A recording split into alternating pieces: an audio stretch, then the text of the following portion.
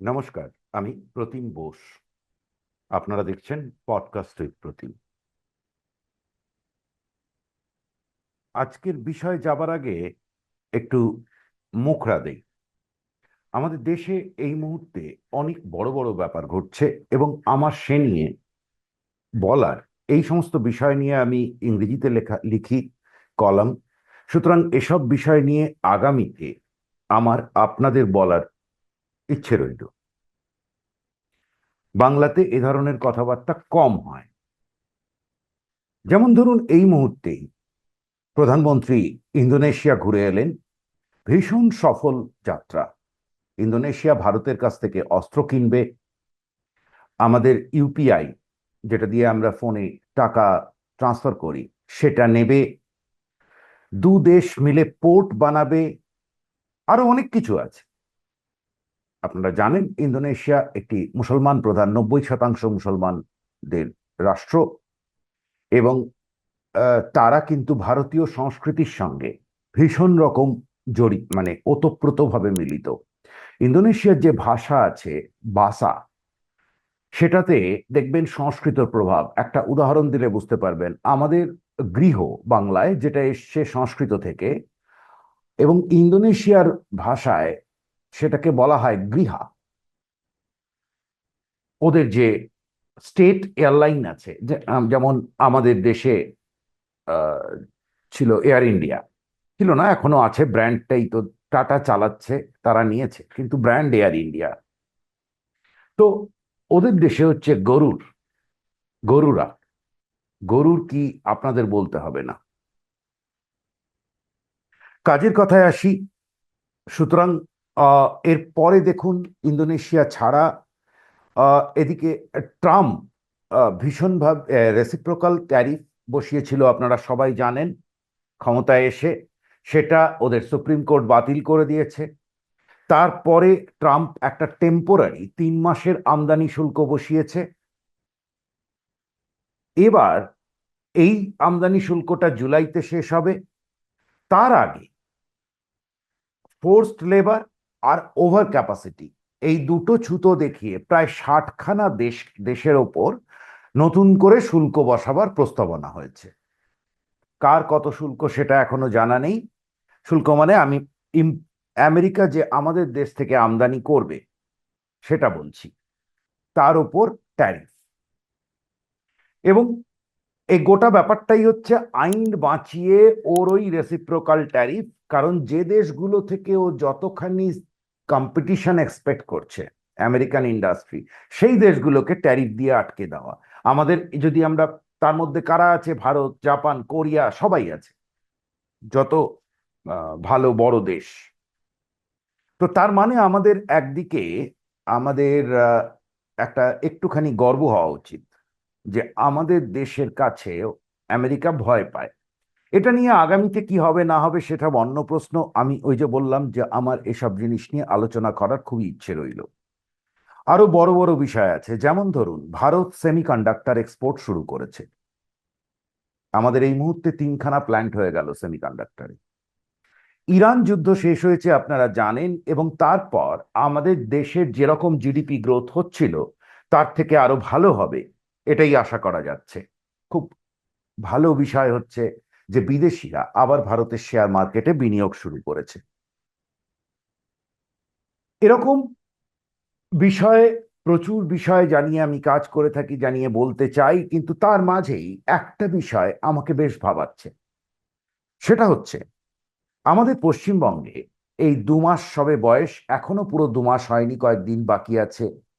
শুভেন্দু অধিকারী সরকার, শুভেন্দু অধিকারীর বিজেপি সরকার, তারা কি অপ্রয়োজনীয়ভাবে বেশি কথা বলছে?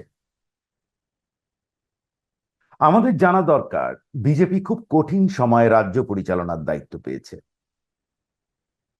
আপনারা কতটা জানেন আমি জানি না, বঙ্গোপসাগর অঞ্চলের ভূ রাজনীতি খুব উত্তপ্ত। এই অঞ্চলটা হচ্ছে পৃথিবীর সব থেকে বেশি মিলিটারাইজড জোন, এবং এটা আরো মিলিটারাইজড হবে। আপনারা জানেন আমাদেরই বালাসোরে মিসাইল টেস্টিং সেন্টার আছে, ভাইজাগে আমাদের নাভাল বেস আছে। আমরা নতুন নাভাল বেস, ডিফেন্স যে বেস, সেটা করছি আন্দামানে। তাছাড়া নিকোবরে আমাদের একটা পোর্ট আসছে, ডিপসি, অবশ্যই তার স্ট্র্যাটেজিক ইউজ থাকবে। এবং এই সদ্য সমাপ্ত ইন্দোনেশিয়া যাত্রায় প্রধানমন্ত্রী একটা আলোচনা করে এসছেন, বা দুদেশের ভেতর একটা আলোচনা হয়েছে যে ভারত এবং ইন্দোনেশিয়া নিকোবর থেকে একটু দূরেই আর একটা দুজনে মিলে পোর্ট বানাবে। আপনারা জানেন এগুলো কেন ঘটছে? আপনারা শুনেছেন স্ট্রিং অফ পার্লস, শুনেছেন, আপনারা দেখেছেন দ্বিতীয় বিশ্বযুদ্ধের পর প্রথম সাবমেরিন অ্যাটাক হয়েছে ঠিক ভারতের কোস্ট লাইনের বাইরে। আমেরিকা করেছে এটা, ইরানি জাহাজকে ডুবিয়েছে। কিন্তু কোথায় ঘটেছে এটা ইম্পর্ট্যান্ট, বঙ্গোপসাগর অঞ্চলে। এখানে সব থেকে বড় যেটা সমস্যা হয়েছে সেটা হচ্ছে বাংলাদেশ। আমরা জানি মিয়ানমার কিন্তু অস্থিতিশীল ছিলই। বাংলাদেশ গত 2024 সালের যে জুলাই আগস্ট মাসের পর বাংলাদেশে যে ঘটনাটা ঘটেছে সেটার পরে আমি ছোট করে বলছি, সেটা হচ্ছে যে বাংলাদেশ কিন্তু আগামী কমপক্ষে 1 দশক অস্থিতিশীল থাকবে। এবং এখানে ভূ রাজনীতি একেবারে মানে তার মধ্যে সবাই আছে স্বাভাবিকভাবেই। আহ, সবাই মিলে সেখানে ঝাঁপিয়ে পড়েছে এবং পড়বে। এর ফলে এই অঞ্চলে 17-18 কোটি লোকের দেশ, ফলে স্বাভাবিকভাবেই আমরা যেহেতু সব থেকে বড় বর্ডার শেয়ার করি, প্রায় 2100-2200 কিলোমিটারের, তাই আমাদের চিন্তা বেশি থাকবে। আমি মানে যদি ধরুন একটা আজকে প্রচন্ড কিছু ঘটে, তখন লোকগুলো তো আসবে আমার দিকেই দৌড়ে। তো আমাদের এই ধরনের উৎকণ্ঠা আছে। এবার রাজ্যের অর্থনীতির অবস্থা আপনারা সবাই জানেন, এখানে কিছু নেই, কোষাগার ফাঁকা, শিল্প নেই। কিন্তু তার থেকেও বড় কথা হচ্ছে যে বাম থেকে মমতার পর, বিশেষত গত 15 বছরে, রাজ্যের আমলাতন্ত্র থেকে পুলিশি ব্যবস্থা সবটাই পচে গেছে। এই যে সদ্য সমাপ্ত বারুইপুরের ক্ষেত্রে দেখলেন, মুখ্যমন্ত্রী শুভেন্দু অধিকারী তো বলেছিলেন পুলিশকে পার্ক সার্কাসে সবার সামনে যে কোনো দল দেখার দরকার নেই, আপনারা ব্যবস্থা নেবেন। কিন্তু আপাতভাবে পুলিশ সেখানে ব্যবস্থাটা প্রথমেই নেয়নি। তারপরে সরকার, মুখ্যমন্ত্রী দপ্তর হোক, মুখ্যমন্ত্রী নিজেই পুলিশ মন্ত্রী, সুতরাং যখন স্টেপ ইন হয়েছে তখন সব ঠিক হয়ে গেছে। তারা পুলিশ যেভাবে কাজ করার দৌড়চ্ছে। কিন্তু এই যে ব্যবস্থা, মানে একটা রাজ্য ঘিরে তার তো চলতে হবে রোজ, মুখ্যমন্ত্রীকে তো সব কাজ করতে হবে না। তাহলে এই রকম একটা পচা অবস্থা, সব বিষয়ে কাটমানি, সে সিভিকের চাকরি থেকে ইউনিভার্সিটির প্রফেসর সবাই কাটমানি দিয়েছে। অযোগ্য লোক পদে বসে আছে নানান জায়গায়, প্রত্যেকটা জায়গায়। ফলত পুরো সিস্টেমটা পচে গেছে। এখন মুখ্যমন্ত্রী শুভেন্দু অধিকারীকে প্রথমে এই সিস্টেমে একটা স্থিতি আনতে হবে, তারপরে নতুন করে নতুন ব্যবস্থা তৈরি করতে হবে, এবং শেষে সেই নতুন ব্যবস্থা নিয়ে উন্নতির রাস্তায় দৌড়তে হবে। এই গোটা কাজটা করতে এটা একটা বিরাট ট্রানজিশন, বিরাট, এর থেকে বড় রিফর্ম হয় না। তো এটা করতে একটা সময় লাগবে, কারণ আপনি একটা চ্যালেঞ্জ নিয়ে 1 বছরে, 6 মাসে, 3 মাসে একটা বাড়ি দাঁড় করিয়ে দিতে পারবেন। আজকাল যেরকম টেকনোলজি আছে, আপনি 1 সপ্তাহে মাল্টি স্টোরি দাঁড় করিয়ে দিতে পারবেন। কিন্তু আপনার যে সরকারি অফিসার কর্মী, তাদের দক্ষতা, বা ধরুন শিক্ষক, তার দক্ষতা রাতারাতি বাড়াতে পারবেন না। সুতরাং তার সময় লাগবে, এবং মানুষ যখন তাকে এনেছিল সে সময় দেওয়ার জন্য তৈরি ছিল, এখনো তৈরি আছে। কিন্তু একটাই খটকা লাগছে, সরকারে যেন একটা অদ্ভুত প্রচারের হুড়োহুড়ি বেড়ে গেছে। জ্যোতি বসু ও বুদ্ধদেব ভট্টাচার্য কম কথা বলতেন, জ্যোতিবাবু তো খুবই কম কথা বলতেন, বুদ্ধদেব বাবু মাঝে মাঝে কথা বলে ফেলতেন এবং বেফাঁস কথা বলতেন। মমতা ব্যানার্জি অরণ্যদেবের মতো, ফ্যান্টামের মতো ঘুরে বেড়াতেন। আপনারা নিশ্চয়ই জানেন ফ্যান্টাম কি, সেই ঢাক বাজালেই কোথা থেকে দৌড়ে চলে আসে প্যান্টের ওপর জাঙ্গিয়া পরে। আর ঘুরে বেড়াতেন, আর নার্সিং থেকে মাউন্টেনিয়ারিং যে কোনো বিষয়ে উনি বাইট দিতেন। তাছাড়া বিশ্রী গান, বিশ্রী গলার সুরের গান, নাচ, এসব তো আছেই। মমতা দেবীর মতো উচ্চতায় কারোর পক্ষেই ওঠা সম্ভব বলে আমি মনে করি না। ভারতের কোনো রাজনীতিবিদ কোনো কালে উঠতে পারবেন না, কোনোদিন ছিলেনও না, আগামীতেও পারবেন না। কিন্তু কেমন যেন মনে হচ্ছে যে কিছুটা হলেও শুভেন্দু অধিকারী সরকারে সেই সময়ের ছায়া একটা আছে। আর এটার ফলেই অযথা কিছু গোলযোগ হচ্ছে। যেমন ধরুন, মমতা দুয়ারে সরকার করে এর আসল সরকার বলে একটা ব্যাপার করেছিলেন। এর আসল উদ্দেশ্য ছিল হচ্ছে এর আসল উদ্দেশ্য খারাপ ছিল, লিখিত উদ্দেশ্য যাই থাক। আর তার লোকেদের পাইয়ে দেওয়া, বিরোধীদের না পাওয়ানো, ধমকানো চমকানো, অনেক বিষয় আছে ওর মধ্যে। আমরা আর তার মধ্যে যাচ্ছি না। কিন্তু আমরা এটা জানি যে এই সমস্ত নিয়ে উনি ফেল করেছেন। দুয়ারে সরকার টরকার করে উনি ফেল করেছেন। উনি হেরে গেছেন বিশ্রীভাবে, গোহারা। নিজে হেরেছেন, 21-এ হেরেছেন, এবারে হেরেছেন। তাহলে এই সরকারের এই একটা স্কিম হয়েছিল যার নামটা আমার এই মুহূর্তে মনে নেই, যেটা নিয়ে জেলায় সরকার ক্যাম্প করতে চলে গেল এবং সেই ক্যাম্পে বিশৃঙ্খলা হলো। একটা নয়, একটার বেশি রিপোর্ট আমি দেখেছি, অন্তত দুটো জায়গার রিপোর্ট আমি দেখেছি। তো এটা ডিজিটাল এজ, মনে রাখতে হবে। ডিজিটাল এজ 2010-এ এসছে এবং এই ডিজিটাল এজ আসার পরে কিন্তু দুটো সরকার পাল্টে গেল। তো প্রশ্ন হচ্ছে যে আমাদের যে রাজ্যের সরকার, তাদের ভাবা উচিত ছিল যে আমি ক্যাম্প করব, শুনতে খুব ভালো লাগছে, সরকারের মানুষকে ফর্ম ফিল আপের সুবিধে থেকে নানান রকম তার সুবিধে অসুবিধে অসুবিধে আমি তার কাছে গিয়ে শুনবো। ভালো, শুনতে ভালো লাগছে, কিন্তু আমার কি সেই সক্ষমতা আছে, প্রশাসনিক সক্ষমতা? কারণ এই কাজগুলো তো নিশ্চয়ই বিজেপির লোকেরা বসে করবে না, সরকারকেই করতে হবে। সেই সরকারের সেই দক্ষতা কি আছে? এতদিন ধরে কন্ট্রাকচুয়াল অ্যাপয়েন্টমেন্ট, হেন তেন, অযোগ্য লোকের প্রমোশন, কাটমানি, এসবের পর সেই সরকারের আছে? যদি না থাকে তাহলে কি যেচে গাল খাওয়ার দরকার আছে একটা বিশৃঙ্খলার পরে? মমতা কেন জেলায় যেতেন? যদি গিয়ে ভালো হতো তাহলে তো দরকার ছিল না। তাহলে শুভেন্দু বাবুকে সে রাস্তায় হাঁটতে যেতে হবে কেন? একটা সোজা সহজ নিয়ম বলি, আমি নিজেও একটা অফিস চালিয়েছি। নিয়ম হচ্ছে যে ম্যানেজার নিজে ঘুরবে কম, অন্যদের দৌড় করাবে বেশি,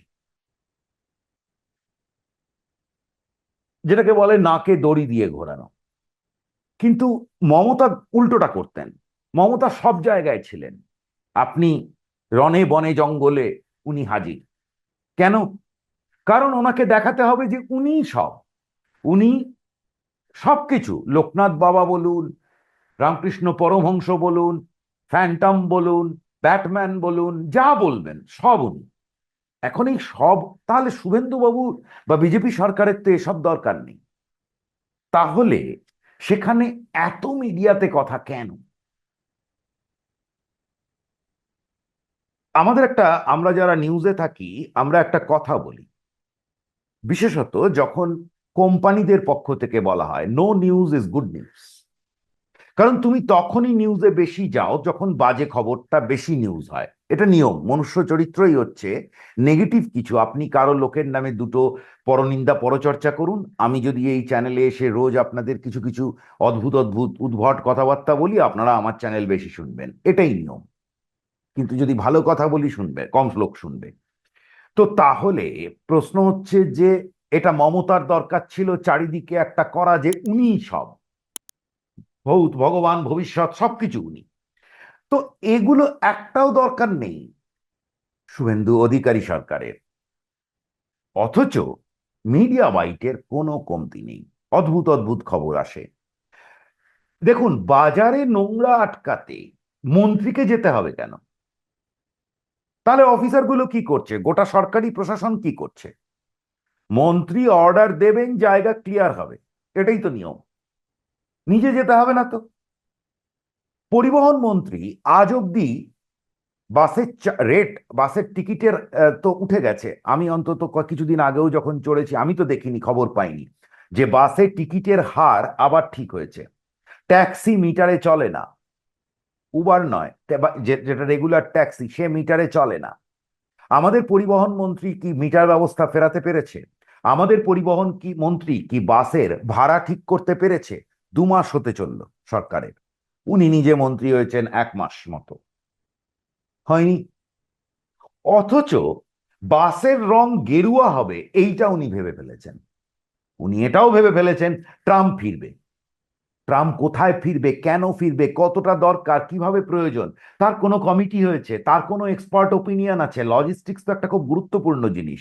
আমি লজিস্টিক্স ডিল করি কিছুটা, কিন্তু সেটা কানেক্টিভিটি ওরিয়েন্টেড। আরবান লজিস্টিক্স খুব স্পেশালাইজড জায়গা। কে আলোচনা করলো, কিভাবে আলোচনা করলো, কেউ জানে না। কিন্তু উনি ঠিক করেছেন যে বাসের রং গেরুয়া হবে। প্রশ্ন আমার গেরুয়া নিয়ে নয়, আপনি গেরুয়া বানান, লাল বানান, সবুজ বানান, হলদে বানান, আমার তাতে আপত্তি নেই। আমার প্রশ্ন, সমস্যাটা হচ্ছে যে কোনটা আগে দরকার, কোনটা পরে। গেরুয়ার কথাটা তো আপনি 6 মাস পরেও ঠিক করতে পারতেন, 3 মাস বাদেও করতে পারতেন, কিন্তু আগে তো রেড চার্টটা দেবেন। শেষ করার আগে আরেকবার মনে করিয়ে দেই, এই সরকার এসেছে অসম্ভব আকাঙ্ক্ষার চাপ নিয়ে। আমি যতটুকু বুঝি তাতে এই অস্বাভাবিক আকাঙ্ক্ষাকে আপনি আরো বাড়িয়ে দিলে পরে ভুল হয়, সেটা ভুল হবে। আহ, এটা বুদ্ধিমানের কাজ হচ্ছে না। এবং এই যে এত কথা, যত কথা তত ভুল হবে, যত মত তত পথ, রামকৃষ্ণ বলেছিলেন ঠিক, কিন্তু যত কথা তত ভুল। এটা রামকৃষ্ণ বলেননি, আমি বললাম। এবং যত ভুল হবে তত তাড়াতাড়ি মানুষ ভরসা হারাবে। এই মুহূর্তে সে কিন্তু আশা করে আছে যে শুভেন্দু অধিকারী সরকার সব সমস্যার সমাধান করে দেবে। কিন্তু বেশি কথা বললে কি হবে, অতগুলো কথাকে রাখা সম্ভব না, ফলে সে ভরসা হারাবে। এবং এই ভুলটা হচ্ছে গড়বড় করতে গিয়ে। রামের নামে রাস্তা, তাকে যদুর নামে চালিয়ে দেওয়া হয়েছে। পঞ্চায়েত প্রধানদের উদ্দেশ্যে এক মন্ত্রী গরম বাণী দিয়েছেন, সেই বাণীটা ইংরেজি খবরের কাগজে ছোট হলেও বেরিয়েছে। মন্ত্রী ভুলেই গেছেন যে উনি সরকারে আছেন, উনি এখন বিরোধী নেতা না। আপনি বিরোধী নেতা হিসেবে যা খুশি বলতে পারেন, সরকারে পারেন না। আপনি নিশ্চয়ই মমতা ব্যানার্জির উদাহরণ দিচ্ছেন না। ওনাকে তো আমরা সরিয়ে দিয়েছি, আপনাকে এনেছি। সুতরাং ওই যে বললাম, একটু যদি সরকার মনে রাখে, no news is good news. সরকারের সবে 2 মাস, এই মুহূর্তেই তার সমালোচনার জায়গা বিশেষ থাকা উচিত নয়, বিশেষত যে পরিস্থিতির ভেতর দিয়ে সে এসেছে। কিন্তু সরকার নিজে যদি সেই সমালোচনার জায়গা করে দেয়, তাহলে সেটা কিন্তু মানুষের দোষ হবে না, কারোর দোষ হবে না, মিডিয়ার দোষ হবে না, ব্লগারের দোষ হবে না। এবং সরকার সেটা কিন্তু, এই যে সমালোচনাটা কিন্তু হচ্ছে এই মুহূর্তে, আমি যখন এটা আলোচনা করছি আপনাদের সামনে, কারণ আমি এই ফিসফিসানিটা আমার কানে পৌঁছচ্ছে। আমার সঙ্গে লোকে কথা বলছে, তারা গুরুত্বপূর্ণ লোক, কম গুরুত্বপূর্ণ লোক, নানান রকম লোক, এমনকি বিজেপির সদস্য, তারাও বলছেন যে সরকার কি একটু বেশি কথা বলছে। আমি অনুরোধ রাখলাম শুভেন্দু বাবু আর সমিত বাবুর কাছে, রাজ্য বিজেপির প্রেসিডেন্ট, যে একটু ভেবে দেখবেন এটার কোনো বদল ঘটানো যায় কিনা। ধন্যবাদ আমার পডকাস্ট দেখার জন্য।